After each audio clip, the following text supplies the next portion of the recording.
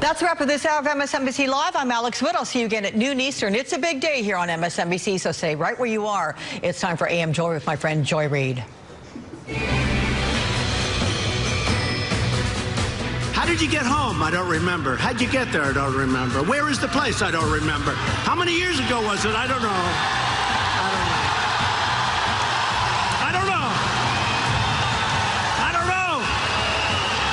What neighborhood was it in? I don't know. Where's the house? I don't know. Upstairs, downstairs, where was it? I don't know. But I had one beer. That's the only thing I remember. Well, good morning and welcome to AM Joy live from Washington, D.C. Well, we are now 31 days until Election Day and just hours from the final confirmation vote for Brett Kavanaugh to the U.S. Supreme Court. Over the course of this week, the men and all but one of the women of the Republican Party delivered an unambiguous message to American women. No amount of anguish, no testimony, no matter how credible. In short, nothing will stand in the way of the ambitions of a powerful conservative man. Donald Trump and Mitch McConnell made it clear that no matter what emerged, they fully intend to place on the Supreme Court a nominee accused of lying to Congress repeatedly and who stands credibly accused of sexual assault. Dr. Christine Blasey Ford also made history by coming forward to testify that Kavanaugh sexually assaulted her in the early 1980s. The accusation sparked a chaotic confirmation process that included more accusers coming forward and dozens of potential witnesses who were not interviewed during what many are calling a sham FBI investigation designed to provide cover to Republicans like Senator Susan Collins, who announced on Friday what Americans should have known from the beginning, that she will vote in lockstep with her party to confirm Kavanaugh to the court.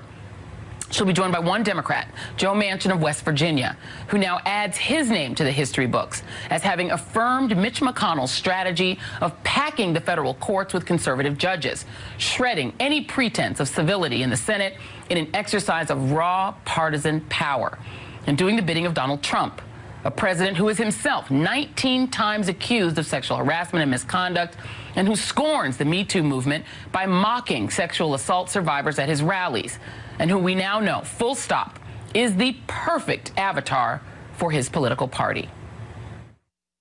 When the noise fades, when the uncorroborated mud washes away, what's left is the distinguished nominee who stands before us. The shameful intimidation tactics that have been employed as part of an orchestrated smear campaign.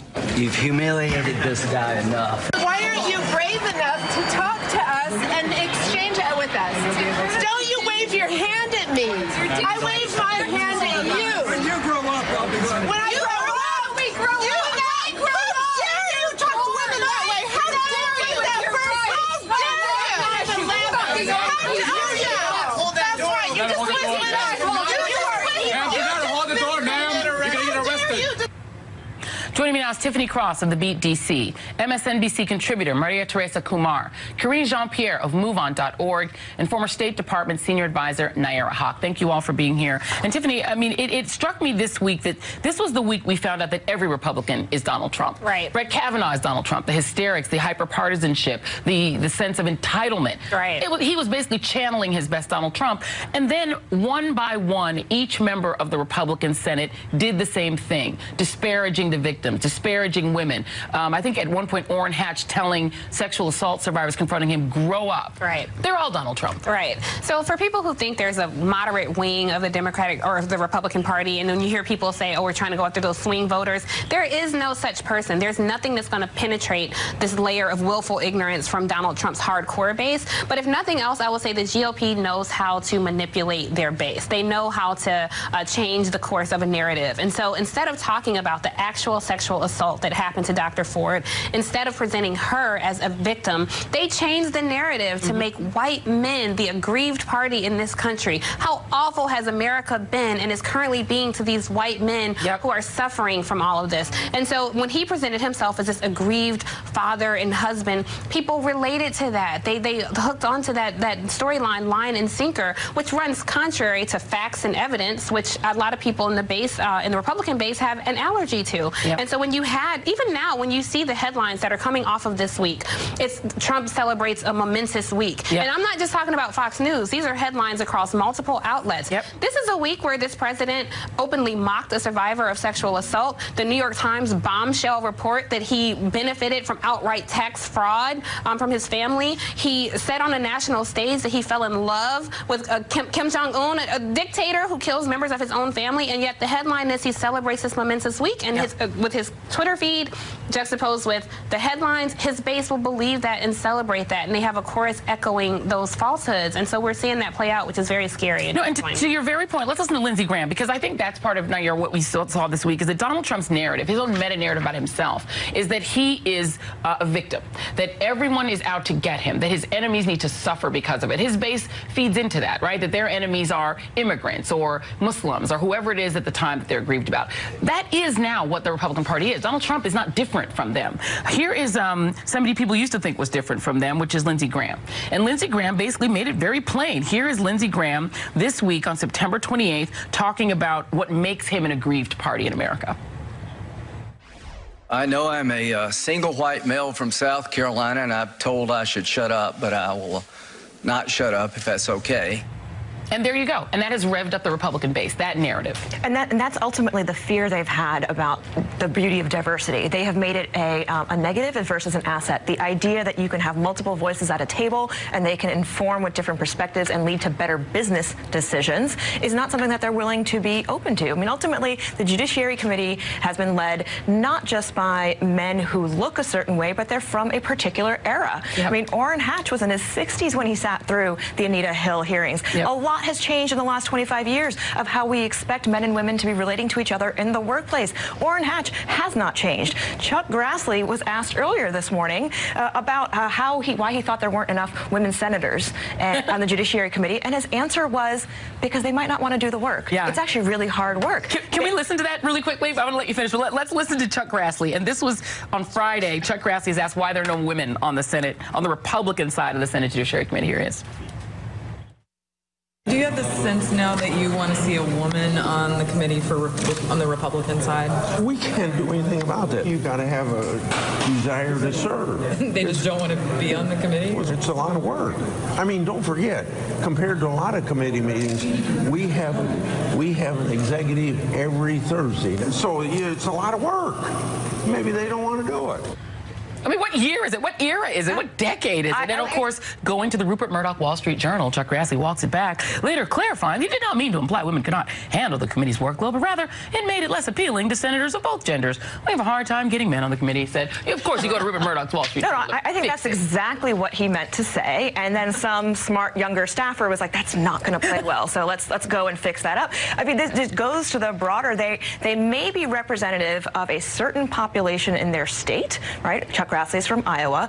So if you change the voting population of the state, you can change who is representing that state. But ultimately, they are not representing the broader cultural swath of America and how we feel about where we are culturally and where we want to be going socially. And it's not just the men, it's the women too. Maria Teresa, I mean, can we talk about Susan Collins for a moment? Let's talk about Susan Collins and Jeff Flake have gotten a lot of ink from our profession, from the media, about supposedly being sort of mavericky and independent. I think that's never been true if you looked at their voting records. They tend to do sad tweets and say things on the floor of the Senate that sound like they don't like Donald Trump's manners. Right. But they obviously like him and they like what he's doing because they vote for it. Right? And so now you have Susan Collins.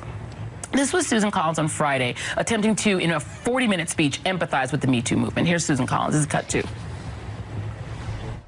Man or woman who makes a charge of sexual assault deserves to be heard and treated with respect.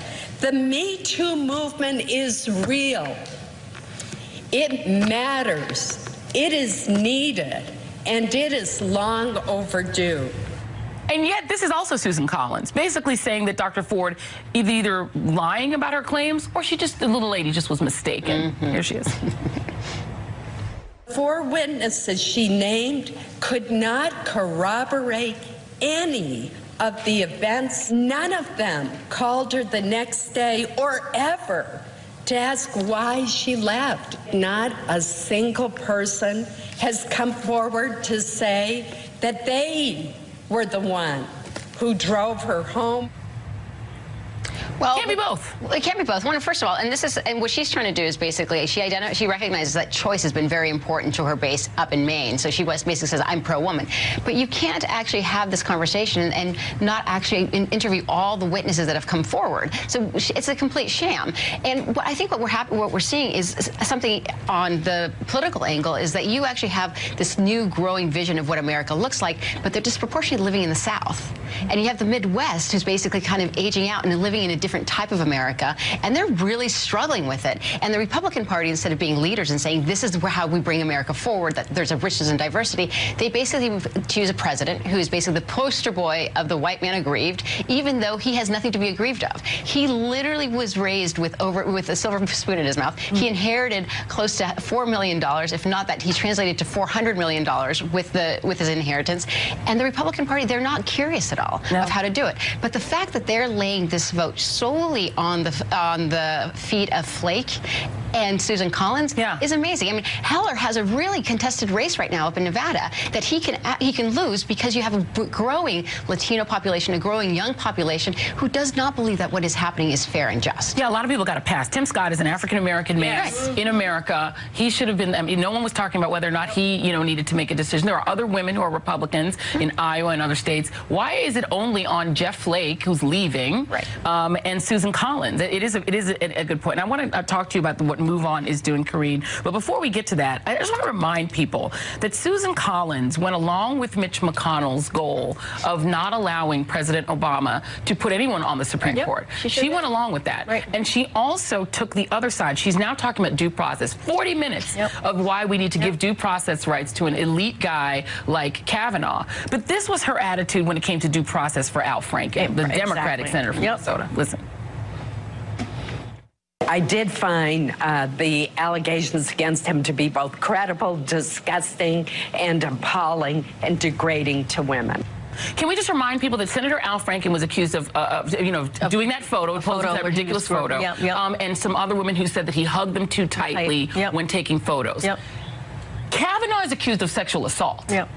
But Ms. Collins, Senator Collins, found the allegations against Senator Franken totally credible. But she can't find any credibility whatsoever in what Dr. Ford had to say. Joining Democratic calls for an FBI I actually believe that Susan Collins always was going to vote for Brett Kavanaugh. Agreed. I don't think there was ever a situation where she was not going to. There were reports that one of the reasons Brett Kavanaugh was chosen was because she had kind of okayed it, so they moved forward with Brett Kavanaugh. And so I think that she, in some ways, yes, she got played, but she was there all along. And we did Move On. You were talking about Move On. We did everything that we could with other allies to make sure we try to hold her accountable. But she was always there. There was never.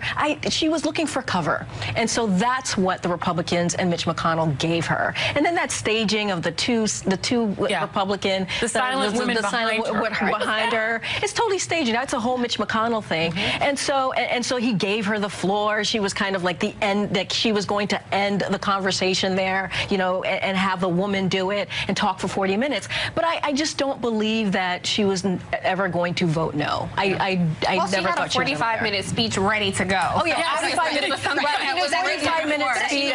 It was staged. I think this is also the party that basically let the Violence Against Women Act expire. That's true. Exactly. So when we try to say what are the contrasts, where are the contrasts between the Republican and Democratic Party, it's increasingly a Republican Party that actually has no regard for women and their ability to feel safe at a very basic level. And also feels that women don't have the right to ask for it. And even the women of the Republican Party say, you know what we're worried about is our sons, our sort of elite collegiate sons, but not our daughters. But that has been the most amazing talking point. Even Kavanaugh said, if you have a son, I mean, if you look at the way Lindsey Graham is talking about it, the way they are phrasing it, they're actually trying to get women to say, well, white college-educated women. White college-educated. My son could also make a mistake at 17. This is just not fair. This is a longer-term failure of the Democratic Party. Has been not focusing on the judiciary as something to educate their base on and the impact that it'll have long-term, even though the judiciary has been responsible for many of the gains in the Democratic Democratic Party. Civil Rights Act was entirely because of legislation and overturning of various Supreme Court decisions. But the Republicans for a long time have rallied their base around federal judges. It seems, and Supreme Court judges, and making local elections of a member of Congress or senator matter and connecting it to the Supreme Court. There's a ton of money they put behind it, and now Democrats, this is our awakening moment. And they've done it for decades. decades. But right now they are stacking the courts with really young, all the way down, all the lower courts with younger, inexperienced judges, but that share their ideology. And that's why Donald Trump won, because of the courts pick, and they knew they were gonna have that. And if you think about it, I mean, the Republicans think long term. They think decades. They do, and they say we don't have cultural power.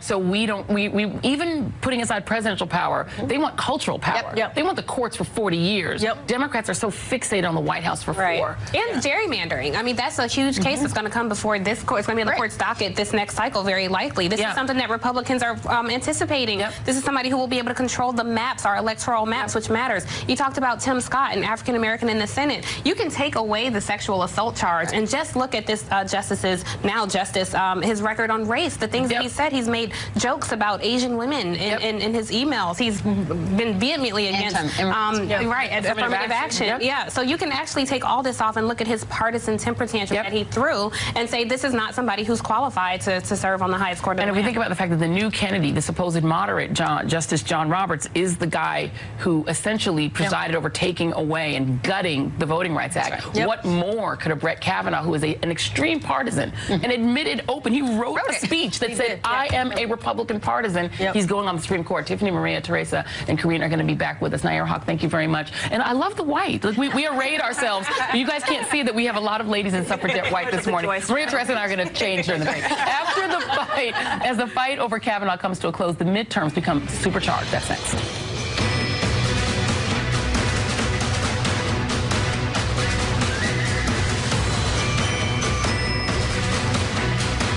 Brett Kavanaugh, since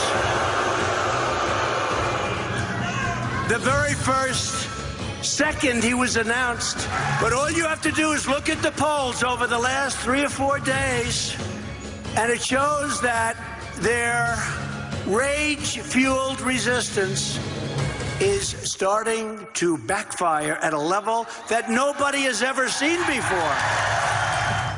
Donald Trump has used the Kavanaugh confirmation battle to rev up his base, but the political repercussions of confirming Kavanaugh remain an open question. In fact, we may not know whether the sugar high from confirming Kavanaugh will fuel Republican voters right up to Election Day, or whether Democratic and independent women will decide that revenge is best served at the ballot box. Tiffany Cross is back with me, and also joining the table, Democratic pollster Cornell Belcher, Jason Johnson, politics editor at TheRoot.com, and in the box, Republican strategist Caitlin Dawson. Thank you all for being here. Since you're at a disadvantage, Caitlin, I'll go to you first. These are the Democrats who voted, who are in red states Trump won, who voted against Kavanaugh. Joe Donnelly in Indiana, Doug Jones of Alabama, who better not because black women would come for him, Claire McCaskill of Missouri, John Tester of Montana, Heidi Heitkamp of North Dakota, Bill Nelson of Florida. Only Joe Manchin was a yes, and he's from West Virginia. Do you, as a Republican strategist, believe that Republicans now have a chance to pick off some of those seats as a result of the Kavanaugh nomination? I do, Joy. The fear that we had on the business side of Republican politics and campaigns and elections was that our electorate was a little bit flat. And not that they were unexcited, but history shows you that there's a 20% drop between a presidential election and an election in the midterm. So I think what it's done is it's told the base that your vote does matter, and it's made them politically aware. The problem we have is 30-something days till an election cycle is a lifetime in politics, and how do you keep it up? The Democratic base was already energized. They didn't like Donald Trump. And what you're seeing here is some of the reverse could happen to the Republican Party. We were able to gain 1,400-something legislative seats all over the country, and usually in the midterms you'll catch about 375 seats. So the ramifications of this 2018 midterms goes much lower than a lot of people are talking about. And then it comes into the redistricting maps, the governor's races. So has it been a help to the Republican base and the Republican Party? Right now it is. Our numbers are moving up. Our voters are aware, and they're motivated. 30 days is a long time in this business. Yeah, to hold on to it. I'll come to you on that, Cornell, because you now have, let's think about some of the more endangered Democrats. Claire McCaskill, who's always, let's just face it, every time she comes up for re-election, she's at 45.6 versus Josh Hawley, who's at 46. So it's within the margin of error, but that's the Real Clear Politics average. The Cook Political Report has now shifted 3 Senate races toward Republicans as a result of what we've seen this week. And that, of course, would be Tester, the Nebraska, New Jersey races. They're actually shifting them toward the Republican Party. Can the Republicans sustain that kind of a, I'm calling it a sugar high, but can they sustain it for 30 days? Well, let me level set for a moment here. I mean, our last guest did make a very valid point, is that there's a tremendous drop-off from presidential to midterm. But what's in the details is most of that drop-off is, in fact, among Democrats, right? So there is anywhere from a 15 to 16% drop-off from 65-plus performing. I'm going to get real weedy with you. Yeah. 65-plus performing. Oh, no, I'm a nerd. I like it. 65-plus performing Dem precincts versus 65-plus performing Republican precincts. So the drop-off is very slight from Republican precincts. Our problem is there's a different electorate in off years. So if we have the 2010 or 2014 electorate, Democrats are not going to have a very poor year. But if we have a electorate that looks more like 2012, we have a good year. So when you look at Republican enthusiasm catching up, it's actually it's not a bad thing for Democrats because they have to catch up with Democrats when it's usually the Democrat enthusiasm is so far behind Republicans. So this is a year where we have sort of enthusiasms measuring each other, but Joy, the problem is they don't have enough people. What do you mean they don't have enough people?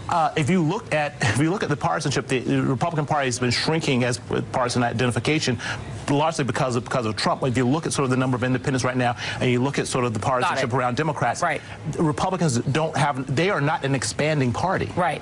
But they showed, Jason, that they could still win. Yes. Being a party that is getting down to basically white voters, including some white college-educated voters. The congressional ballot right now, Real Clear Politics average, has Democrats 48.5, Republicans 48.3. But the big factor has always been whether educated white women would shift over toward the Democratic Party, which thus far they really haven't. Right. And so you have 58% of college-educated white women saying the Senate should reject Kavanaugh's nomination. I have yet to see that translate into a majority of white female voters voting for Democrats, but I mean, anything could happen, right? It probably won't, but I think there's a bit of history here that we can pay attention to. Everybody talked this week about like Clarence Thomas and Nita Hill. You know, that was the year of the women in 1992, and the Clarence Thomas, that was 13 months before the election. This is 4 weeks. Okay. People are still going to be angry in 4 weeks. And so I think there's an enthusiasm level here. There's been a change. All these people out marching, all these people out registering to vote. And I also think this, and this is something I talked about with Georgia and Brian Kemp and some of these local races. You have Republicans who have taken a stand on an issue that doesn't have anything to do with them. Like if you come up and say, hey, I support Brett Kavanaugh and you're running for Attorney General, all you've done is put a millstone around your neck. You don't have anything to do with it. So I think that this is going to be sustainable. Now, are Republicans more excited? Yeah. But you know what? After you win the Super Bowl, you get drunk, you go to sleep, and you forget the next day. They win today, and then they're going to be done in another month. So I think it's an overall plus for the Dems. So, and you know, Tiffany, one of the things, a friend of mine who is a white Democratic woman from the South, which is a rarity at this point, but she is, said to me that the concern is that white college-educated women who weren't necessarily paying all that much attention or weren't enthusiastic about voting are going to look at Kavanaugh and say, well, my son, who's in a fraternity and in an elite college, is Kavanaugh, and it's going to drive them back into the Republican camp. Are you seeing that out there? Yeah, I think that's actually a real possibility, maybe even a probability at this point. But I think that's even more of a reason why some of these candidates who are having challenges need to focus on communities of color. You talked about Claire McCaskill. One of her challenges is the black people in her state. They're not really connecting with her. She tried to have people sign on to a letter to support her. Congressman Emanuel Cleaver declined to sign on to that letter. So she would pay attention to some of those marginalized communities outside of election years that may help you. Susan Collins, when she gave that speech on the floor, she raised over $3 million, $50,000 of which came during the speech that she was giving on the floor to her opponent.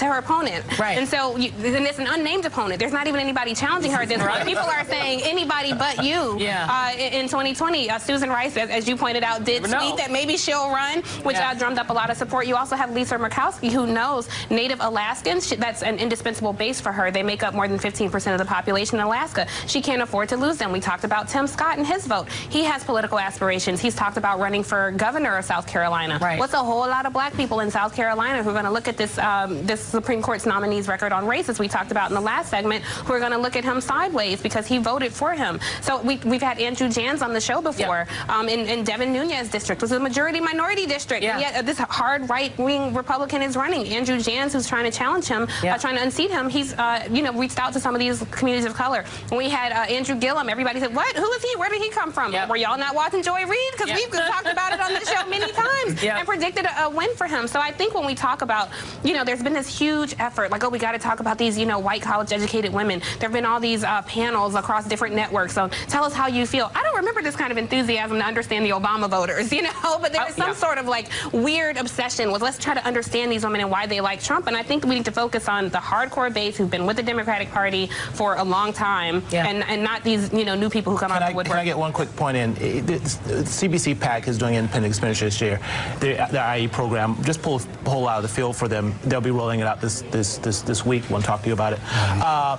It shows, almost 40% of African-American women, no college, under age 50, aren't familiar with either candidates and running for Congress in the district. Wow. If we don't have a blue wave, it's because we're not doing the work we need to be doing with millennials and people of color. And black rural voters. Yes. Because I know in the South there are a lot of black rural voters, we talked about it in the break, are being left on the table because Democrats aren't going out there and registering them to vote. That's absolutely. That's absolutely. There's a lot of black people in rural America. Yeah. But rural America is not monolithic and just white. And they're not getting polled, right? Which is why the biggest because the Democrats are not. Because the Democrats they're not hiring this gentleman here. How do you not notice him? But here's the thing, and that's how you saw what happened in Alabama. That's what you have happening with Gilliam. That's what you have happening right now with Stacey Abrams. Because also what you see is when these voters are activated, right? The Republicans haven't even paid that much attention to them. They haven't paid that much attention to suppress their vote. So these people can actually go out and move. The electorate is going to be a lot browner than a lot of the pollsters know, and that's working the advantage of Democrats. I just want to say quickly, Latino voters are also widely ignored as well. Absolutely. All right, lightning round. Then we have to go. Kate and Dawson, does the Kavanaugh nomination help Democrats more or Republicans more? One word answer. Republicans. Jason. Republicans. I'm not sure. I say Democrats. All right. Well, we have our poll. Thank you very much to Tiffany Cross and Cornell Belcher. We have to have you guys come back again and again and again. Jason and Kate are going to stick with us because we got to talk Lindsey Graham. WTH, Lindsey. Next. This week, Senator Lindsey Graham sounded a lot like the man he once called a kook as he reacted to Donald Trump's mocking of Dr. Christine Blasey Ford. I have seen what happened to these women in 1998 that came forward. I don't like what the president said last night.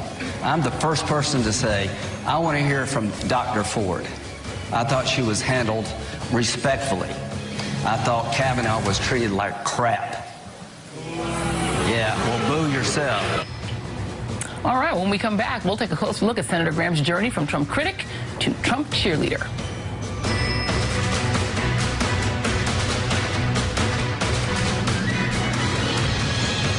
Because you've humiliated this guy enough, and there seems to be no bottom for some of you. If he would say a polygraph, it would all be over, Senator So Graham. why don't we dunk him in water and see if he floats?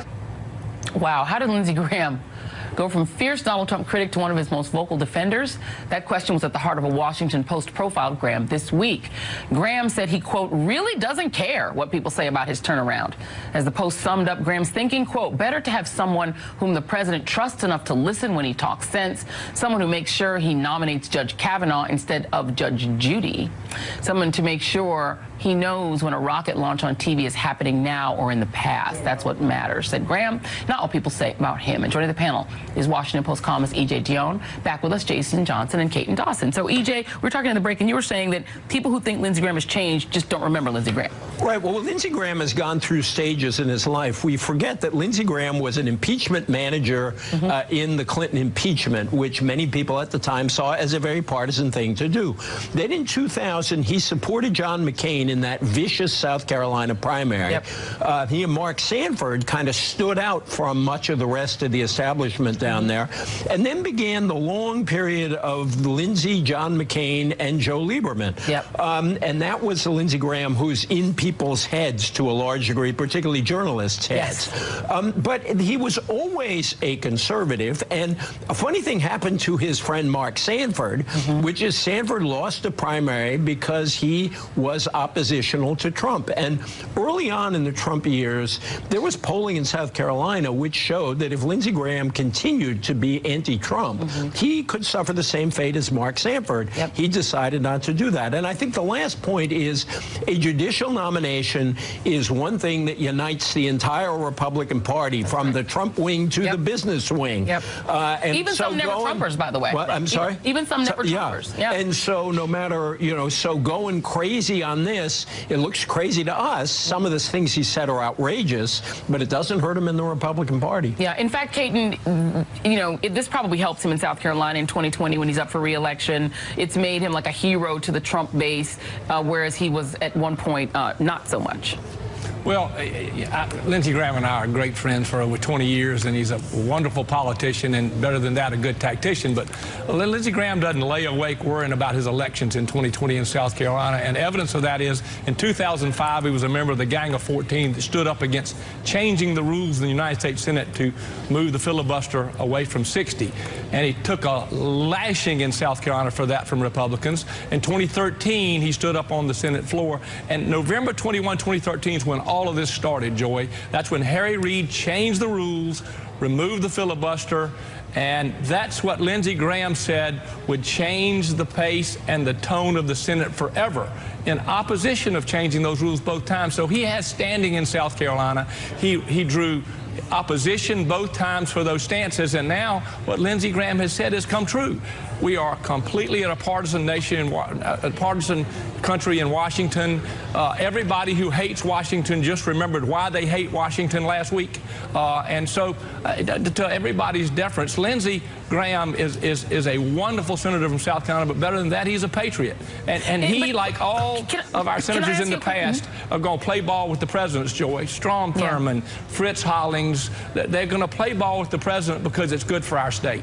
And let me ask you, let me just remind the audience that the reason that Senator Harry Reid, no relation, had to change the, or decided he needed to change the filibuster rule is that Mitch McConnell, who I don't think there's anyone who relishes wielding pure partisan power and just basically making the opposition non-existent more than Mitch McConnell. I think more so even than Donald Trump.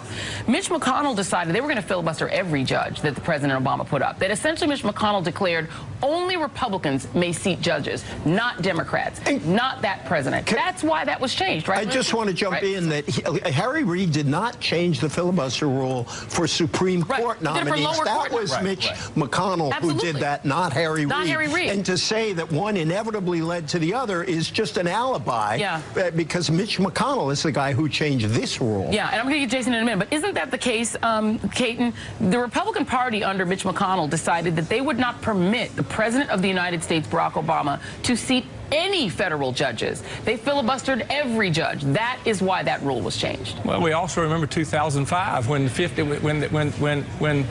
there were 53 some odd Democrats in 2013 who did it for Harry Reid. So you got to give it both ways. It wasn't just one way here. But it was done because of the obstruction over 80 judges for George W. Bush. 2 of those were my friends who couldn't get confirmation hearings. Let me get you in here, Jason, because the reality is that, you know, everyone sort of argues back and forth. I think that the media, I think that EJ is right, that the media sort of fell in love with this idea that there is always a good guy Republican. Right. They just pick someone. It's Jeff Flake one day, and then it's Susan Collins, and it's Lindsey Graham. But it's just actually, they're just really all just conservative Republicans. Yeah, and they're just politicians. It's no big difference. It's Diet Coke and regular Coke, right? It's the same guy. Here's what's interesting, I think, about Lindsey Graham. When he gave his, you can call it the Braveheart speech, the Queen speech, whatever, they should have just given a slow clap, right? Because it was nonsense. Everything Lindsey Graham is doing is what every politician does when they have a powerful president in office. I'm going to kiss his butt. And I think it can't be missed that also he is very close friends with Jeff Sessions, and he knows his boy Jeff is going to be out of Although he would take his job, I think. And that's what this is about. I am fairly sure that Lindsey Graham probably talks to Jeff Sessions. He's like, when you get fired, you know, I'm going to try and take your job, and you'll be the first phone call that I make. All of this is kissing up to the president, which is amazing to me, because if Mitt Romney and gosh, from New Jersey, New Jersey Governor Chris Christie have shown us kissing up to Trump doesn't work. Right. He'll still play you. Yeah. So that's what I don't understand about Graham's behavior, other than the fact that he's just been a conservative all along. And I think the thing we still have to explain, and I'd be curious how Caton does this, he's really changed his tune completely on Donald Trump. Yeah. In other words, we're not talking here about somebody who was mildly critical of Trump and then moved to be mildly favorable. He went from being a really tough critic of Trump all the way over to somebody who is virtually down the line with Donald Trump. Yeah. And that's why everyone sort of says, how did he do this? And it's very hard not to look at the polling in South Carolina as part of this. And yeah, maybe he does want another office, but this is a very sharp change in the guy. How do you explain that, Caton? Well, first of all, Lindsey Graham's main reason for running for president of the United States against Donald Trump and 15 other people was to make sure that the military funding and the military was not left behind. And Lindsey Graham is one of the foremost experts on national and international policy. So Lindsey's going to put himself at the table and not on the table to be cut up in any political conversation. He is going to continue to do business with the Democrats. He always has. He believes in the body, and he's a pretty good statesman. So whether the president would have been Hillary Clinton or whether the president was going to be Donald Trump, Lindsey Graham is going to get along with him because it's to his benefit and our benefit. But maybe not if it's Barack Obama. I don't know. Maybe I'm wrong. Anyway, Egypt Dion, thank you very much. Caton Dawson, we'll see you next hour. Jason Johnson, thank you very much. Appreciate you. And in our next hour, he became a MacArthur Fellow while he was being arrested. Bishop Dr. William Barber will join us to talk Kavanaugh, Republicans, and the nation's moral core. But up next, Art of the Deal author Tony Schwartz. Stay with us. Of something that you may not be guilty of. This is a very difficult time. Amidst a nationwide outpouring of grief, rage, and trauma from sexual assault survivors, it seems the only people Donald Trump can sympathize with are men who remind him of himself. Joining me now is someone with a unique insight into the president's psyche, Tony Schwartz, co-author of Trump's The Art of the Deal. And Tony, I want to play you that moment that was horrifying for so many Americans in which Donald Trump during a Mississippi rally mocked Dr. Christine Blasey Ford. How did you get home? I don't remember. How'd you get there? I don't remember. Where is the place? I don't remember. How many years ago was it? I don't know. I don't know. What neighborhood was it in? I don't know. Where's the house? I don't know. Upstairs, downstairs, where was it? I don't know. But I had one beer. That's the only thing I remember. And the Washington Post, Tony, reports that aides privately crowed as footage of that performance was played over and over and over again. And in Washington, Republican senators, they actually felt emboldened to aggressively demand Kavanaugh's confirmation as a result of seeing that footage. What do you think? I think it's disgusting. And I think it's really sad. And I wish you hadn't played it again. And I wish the media hadn't played it over and over again because it's full of deceit and viciousness, and it's just, it's ugly. Listen, we're in a national emergency, and we've got less than 30 days now during which I think we have an opportunity still to step forward. It's mourning in America, not the Ronald Reagan kind, the mourning kind, and we can't mourn for long what's happened with Kavanaugh because otherwise you fall into depression. That's exactly what authoritarians like to have you do, give up.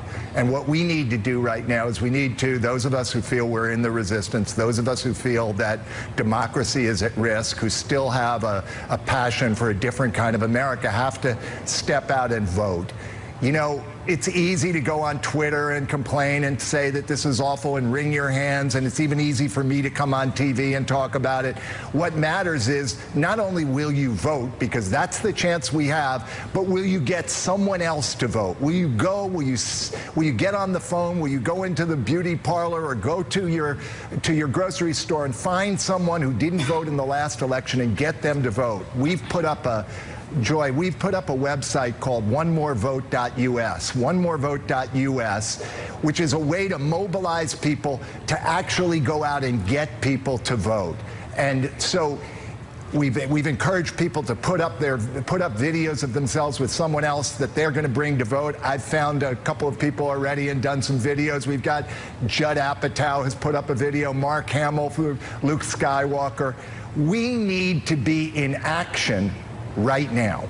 And, you know, Tony, and I think it's a valid point that, you know, we play too much Trump in the media. We read too many of his tweets. We give him the attention that he craves. But I think the importance of those videos is not Trump. It's the people around him. I notice the crowd when I watch Donald Trump. You know, Adam Serwer has a really terrific piece in The Atlantic where he talks about when you go back and you look at, you know, lynching photos, instead of looking at the body, look at the crowd. Look at the people smiling. Look at how much fun they're having at an event that is actually horrific. And this is a little piece where a little clip of that. And the title of his piece is "The Cruelty is the Point." And he writes, "The cruelty of the Trump administration's policies and the ritual rhetoric flaying the targets before his supporters are intimately connected. It's not just that the perpetrators of this cruelty enjoy it. It's that they enjoy it with one another. Their shared laughter at the suffering of others is an adhesive that binds them to one another and to Trump." And I think a lot of Americans, you know, you can talk about Donald Trump all you want, but he has people who enjoy the cruelty, who actually laugh at the cruelty. And I think a lot of Americans, they forget that. They just focus on him. Listen, there are two sides to every human being. There's a very primitive side. There's a side that's all about survival and about self-aggrandizement and about feeling safe. And then there's a side that is a higher side, that's a potential. It's also something that people, no matter who they are, and I include the Trump supporters in this, they're not bad.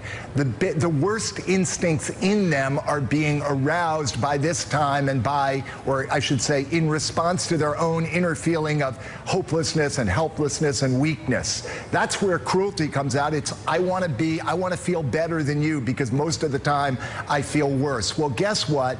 Only a tiny number of people are really getting all the spoils right now. Trump is one of them, and then he's sharing it with a small group of other mostly white older men, and the rest of the population is getting you know, breadcrumbs, and that includes all those people who are sitting behind Trump when he makes talks like that.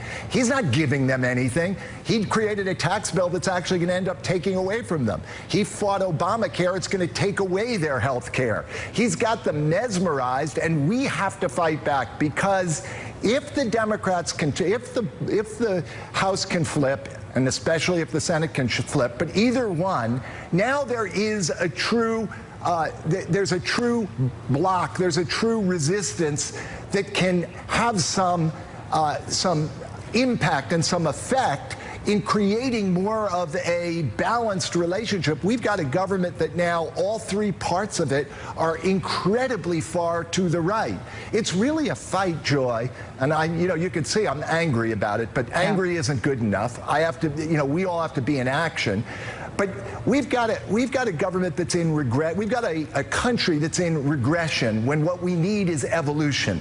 We need to go from me to we. We need to be integrated and together, because the inequality is the source of the rage and the frustration, even for the Trump supporters, but for all of us. The inequality is the problem, and inequality grows out of a preoccupation with the self.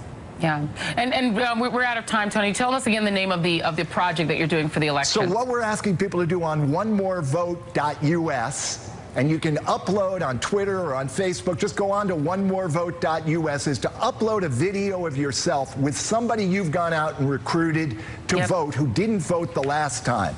Because just a small number of votes, as we know from the last presidential election, can make all the difference, Joy. Absolutely. Tony Schwartz, thank you. It's always a pleasure to talk to you. Thank you very much. And more AM Joy after the break. His nomination, my fervent hope is that Brett Kavanaugh will work to lessen the divisions in the Supreme Court so that we have far fewer 5-4 decisions, and so that public confidence in our judiciary and our highest court is restored. Welcome back to AM Joy. So it's not at all clear where Susan Collins gets that optimistic take after she, along with you and the rest of us, watched Brett Kavanaugh's hyper-partisan, rage-filled, conspiratorial presentation during his confirmation hearings. And yet, we are just mere hours away from Senate Republicans and one Democrat voting Kavanaugh through onto the Supreme Court. His confirmation is all but assured after Collins announced that she would vote yes in a floor speech that went on for more than 40 minutes yesterday. She was quickly joined by Democratic Senator Joe Manchin, who also said that he will vote yes, as sexual assault survivors chanted, "Shame, shame, shame on you." Shame on you! And we all Shame on you! Shame on you! We are expecting that final vote to take place this afternoon, and you can expect Donald Trump to take a victory lap tonight as he rallies his supporters in Kansas. Joining me now, Professor of Law at Georgetown Law School, Paul Butler, editor at AboveTheLaw.com, Elie Mystal, MoveOn.org, senior advisor Karine Jean-Pierre, former FBI special agent John Minderman, author of In Pursuit, From the Streets of San Francisco to Watergate, and Republican strategist Caton Dawson. Thank you all for being here. I want to start by talking about the FBI investigation. I want to go to John Minderman, who's new to the show, and this is element 2 for my team. The New York Times writes that the FBI review of Kavanaugh was limited from the start. A clip, a wide-ranging inquiry like some Democrats were remanding and Trump was suggesting would be potentially disastrous for Judge Kavanaugh's chances of confirmation in the Supreme Court. The White House could not legally order the FBI to rummage indiscriminately through someone's life, Mr. McGahn told the president. Is that true, John Minderman? Could the White House have not ordered the FBI to do a truly thoroughgoing investigation? I heard Senator Collins just use the phrase public confidence, and that is so apropos in this situation. This investigation that the FBI did was for the American public, for the president, and for Congress. Everybody, including the American public, should have complete confidence in the results of the investigation that the FBI did. If that confidence is not there at every level, we have a real problem. And the problem could be because the FBI was limited in terms of what is called scope, and definitely limited in terms of time constraints. Time constraints are not nearly the problem that scope is. The FBI is well-equipped, well-positioned, trained, logistical support to work within extreme time constraints and do it very effectively. Wherever agents are needed or technical support, logistical support, 50, 100, 300 agents can be brought in instantly. They all work to the same level with the same support from their supervisors and managers and executives. So time constraints are not nearly the problem of scope. Scope is a severe problem. If the FBI is dictated to and its fierce independence is jeopardized, the American public is not well served. Yeah, and speaking of scope, I mean, first of all, they finished 2 days early, so time constraints and scope seem to be a problem. NBC News is reporting that there were Kavanaugh classmates who wanted to come forward who were ignored. The FBI did not contact them. There was one text message in particular that seemed to indicate that Kavanaugh was attempting to interfere with witnesses. Text message saying, quote, "Hello, don't effing tell people Brett got in touch with me. I told you at the time that was in confidence." Meaning that Kavanaugh, as early as July, the same month that Dr. Ford came forward, was trying to get in touch with his former classmates in order to craft a narrative about his interactions with the second accuser. Should that have been investigated, John Minderman, by the FBI? It absolutely should have been investigated by the FBI. And the fact that American citizens had called the FBI and were not acknowledged, apparently, and not interviewed, that is a real problem, because that goes to the issue of what's called scope. So that indicates to me that there were some limitations placed on the FBI's effort by whomever. But any American who calls the FBI at any time for any reason to be interviewed deserves the courtesy and the professionalization of acknowledgement and interview. Yeah.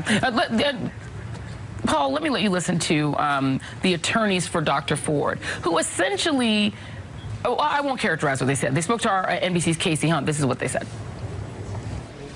There was no effort to leak this letter and have this unfold as it did. That's an absolute falsehood. We keep hearing that there are no corroborating witnesses, but in fact there are corroborating witnesses who haven't been interviewed or talked to. And those witnesses can say, several years ago, well before Judge Kavanaugh was ever considered for the Supreme Court, she told me that he sexually assaulted her. They cherry-picked who they spoke to. Paul, Michelle, you're a former prosecutor. Is this the way that it would ever work? I know this wasn't a prosecution, it was a job interview, but literally the FBI was just declining to interview people who wanted to come forward. The fix was in from the beginning when Senators Flake and Coons said that they had a gentleman's agreement, so they didn't need to be specific about the scope of the investigation.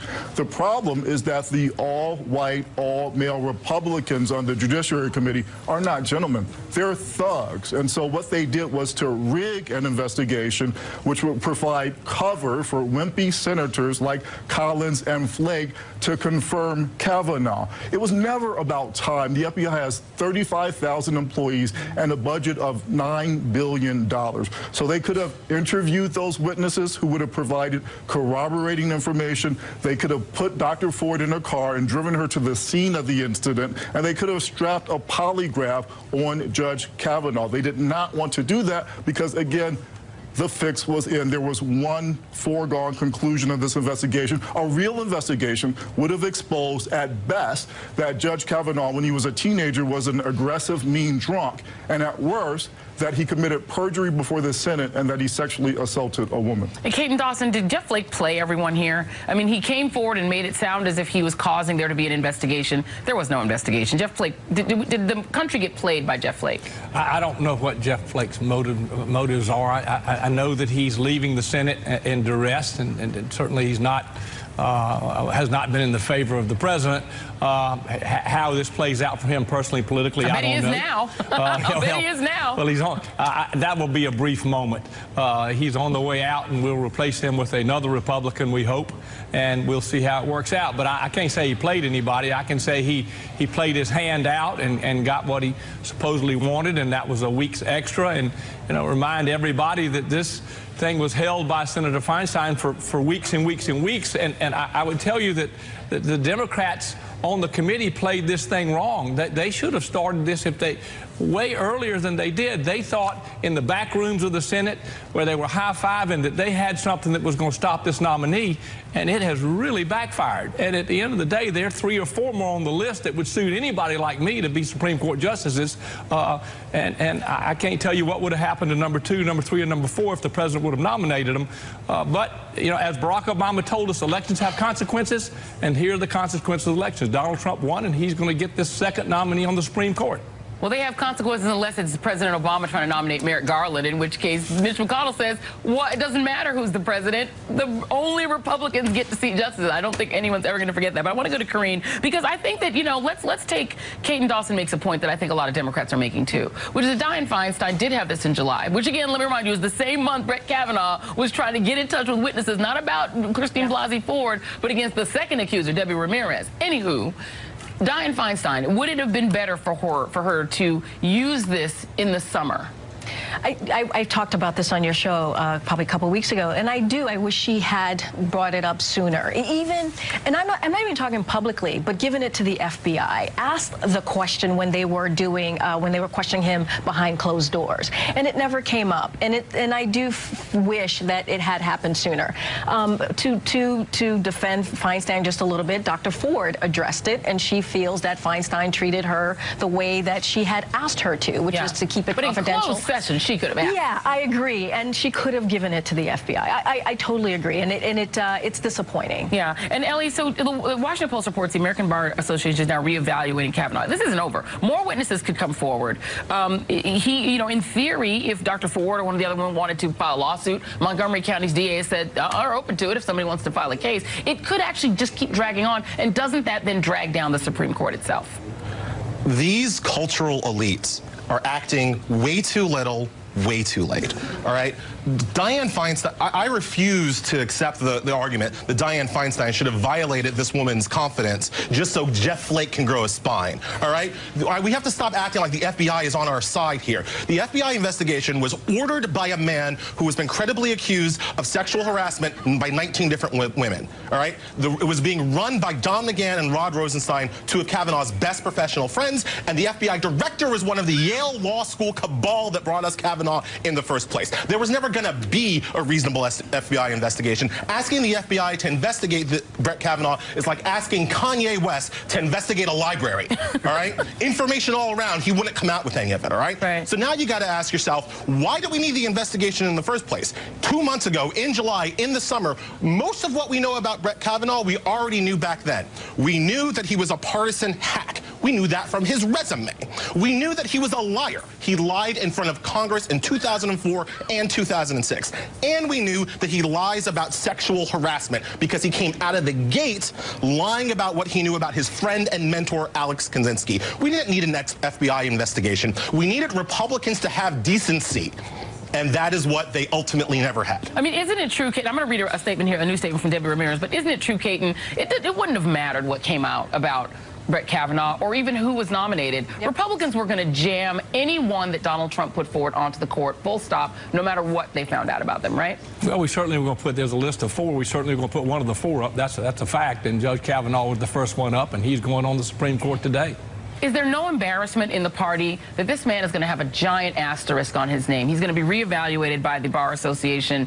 You've had the National Council of Churches come out and condemn this nomination. Is there no embarrassment that 2 out of 5 of the Republicans on the court have credible accusations of sexual harassment or sexual assault on them? I wouldn't say there's any embarrassment. I'd say that it's the Supreme Court, and it's a function of government, and it's important to people in the base, and that's really the only people that it's really important to. And this they only care about the outcome. It'll come and it'll go. I've never won any elections off of courts. I wish I could, but this one has got a different tenor to it, and certainly there'll be an asterisk beside it for a while until we get the first real decision where there's a 5-4 vote, and we'll see who wins that. Where he's deciding things like Roe v. Wade, and he's one of the 2 out of 5 is a pretty high percentage of people with sexual assault or harassment things on their docket. But let's go to Debbie Ramirez's statement. This just came out today, and it says the following: 35 years ago, the other students in the room chose to laugh and look the other way as sexual violence was perpetrated on me by Brett Kavanaugh. As I watch many of the senators speak and vote on the floor of the Senate, I feel like I'm right back at Yale, where half the room is laughing and looking the other way. Only this time, instead of drunk college kids, it is U.S. senators who are deliberately ignoring his behavior. This is how victims are isolated and silenced.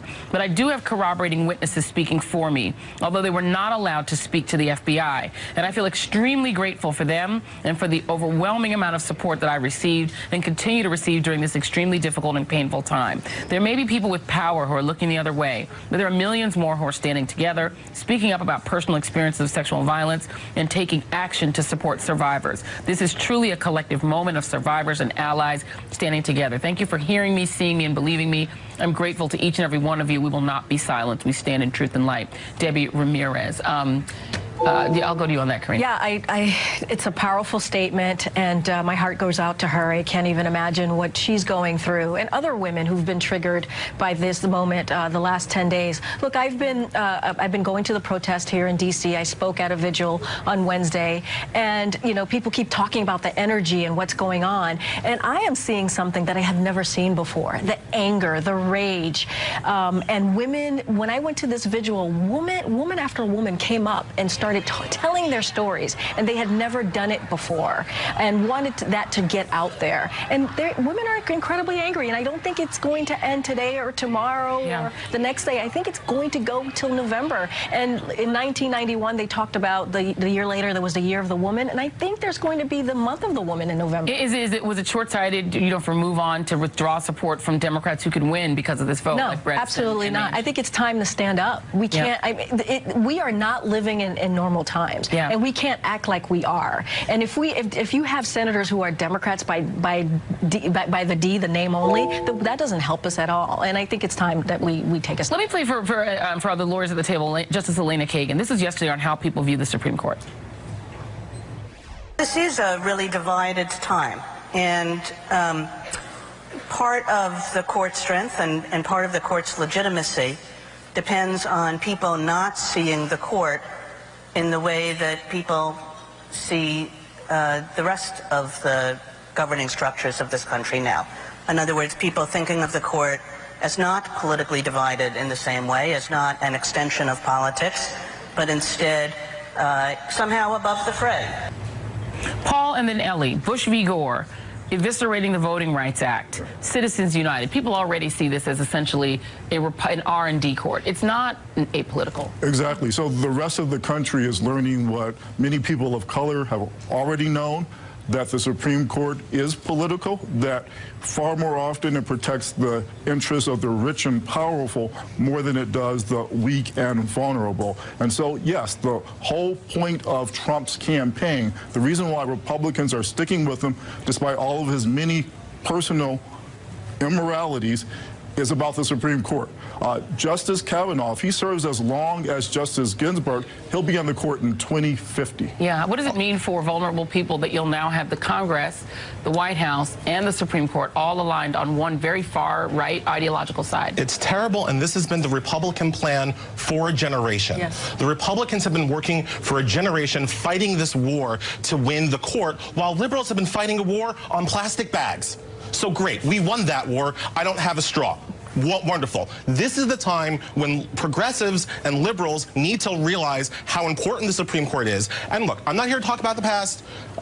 Jill Stein voters, maybe they should be punted into the sun. I don't know. But certainly going forward, at this point, if liberals are not voting single issue on the Supreme Court, then they're just not doing their job. Thank you very much. Paul and Ellie are going to stay with us. Karine Jean-Pierre, always a pleasure to speak with you. John Minderman, great to meet you. Kate and Dawson, my friend, thank you very much for being here. And up next, Trumping the Court.